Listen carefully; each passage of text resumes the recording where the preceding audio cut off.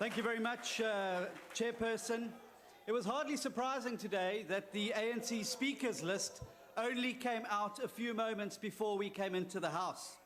No doubt there was a lot of anxious coin tossing, drawing of straws, and nail-biting bouts of rock, paper and scissors in the ANC caucus room to see who the poor souls were that would have to come out here today and defend this one man's indefensible behavior and his very poor speech yet again.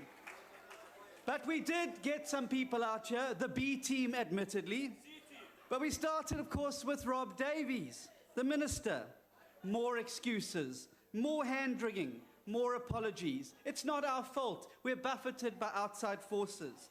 Snake oil indeed, when one looks at the mismanagement that his department has affected over AGOA and other key job-creating agreements that we have. He comes here and expects us to come and grovel before his mighty feet because he's fixing Eskom. Well, who broke it in the first place? Your government, your policies, your inefficiency. You mess it up and expect us to be grateful. He goes on about the NDP. Now, let me tell you something, colleagues. He doesn't even believe in the NDP. And he expects us to think he's going to implement it in his department. The 9-point plan, the very self 9-point plan that led to a 74% drop in foreign direct investment last year, Minister Davies. He spoke a lot today about iron and steel. Well, let me tell you something, when it comes to the ANC, they iron over the problems and steal all the money. But you don't have to take my word for it. I'd like to quote the Lord of Latuli House, Mr. Gwede Mantashe. I quote, "Of great concern are the NEC members who are either charged or have pending cases of corruption against them. As the numbers of these comrades grows, we will be unable to sustain the technical argument of innocent until proven guilty, an admission from your own people." And he comes here with his hocus-pocus economics and voodoo tricks to try and trick us that the BMW deal is something to celebrate. What he doesn't say is they've withdrawn the 3 Series, which sells 3 times the models of the X5, and replaced it with the X5. Get real. That's snake oil indeed. But you know what? I'd like to quote Lennon as well, the Honourable Gordy did. Except I want to quote John Lennon. And he wrote a song called The Nowhere Man, and it goes something like this.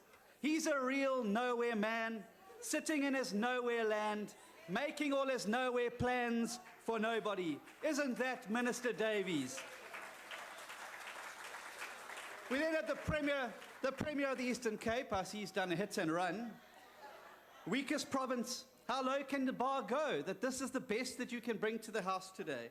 The worst performing province in education, a pass rate of only 56%. Mud schools, no furniture, 45% unemployment, 46% of the national bucket toilets on his watch in his province. He comes in his Breitling watch, flashing it at the podium, and expects to fool us. Abantu bayokobona. Then, the Deputy Minister of Minerals and Energy. Working for Minister Gupta must be hard. Poor man's still trying to work out how he got appointed or why he's here. He came here with slogans. But you know things are getting really bad when you duff up your own slogans at the podium. You've botched the MPRDA. But I want to say, I do agree with you, Honourable Oliphant. We do find common cause with you. You're absolutely right. The ANC has produced a lot of nuts. And given the fact that mining investment fell by 74% last year, I'm not surprised you want to come here and talk about macadamias instead of minerals. The Minister Hanekom, shame. Shame. Another Planet Zuma inhabitant, clearly. Forgets to talk about his tourism-killing visa regulations that he sat on his hands on. Isn't it shame? He could stand up against apartheid, but he cannot stand up against President Zuma. This mighty man reduced to being processing the visas to Planet Zuma. Honourable Mama Bolo, we know why the Premier of the Gauteng province isn't here today. We know. We know why he sent you. He shuffled you to infrastructure from Cogta because of your poor performance. Even your own party doesn't trust you, but you're here today. And frankly, your corny duet with the minister there was so stage managed it was like a cheap soap opera and about as credible as President Zuma on the economy. But let me answer your question, Honourable Julius.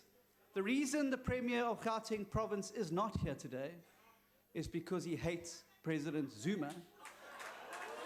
And he is in his province doing what South Africans across the length and breadth of this country are doing, and that's plotting to get this president out of office and rescue this country. That's where the Premier was today.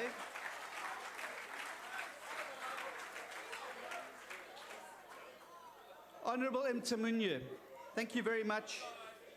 It was like reading a copy of the Business Day all over again. Not much substance there, I'm afraid. But you know what? We've seen this week how the President has thrown the ANC caucus under the bus.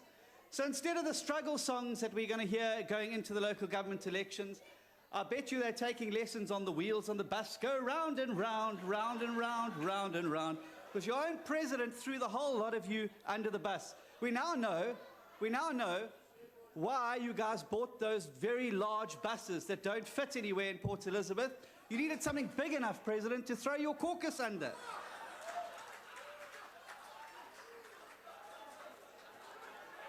But let me now say,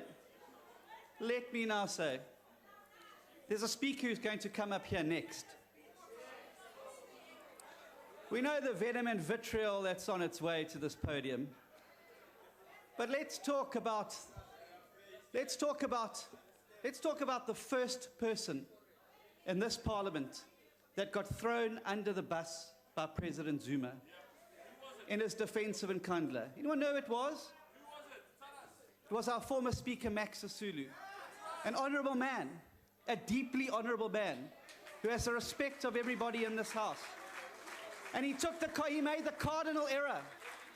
He made the cardinal error of putting this parliament first, his duty to the Constitution first, something all of you have failed at, and called for an investigation into Nkandla. And what happened to him? He got thrown under the bus. And isn't it ironic that the last person up today is defending the first person that got thrown under the bus? And she has something very familiar in common with him. The truth of the matter is, the ANC caucus has lost all credibility. And I leave you with the words of Dante, who said, and I quote, that the darkest places in hell are reserved for those who maintain their neutrality in times of moral crisis. Shame on you.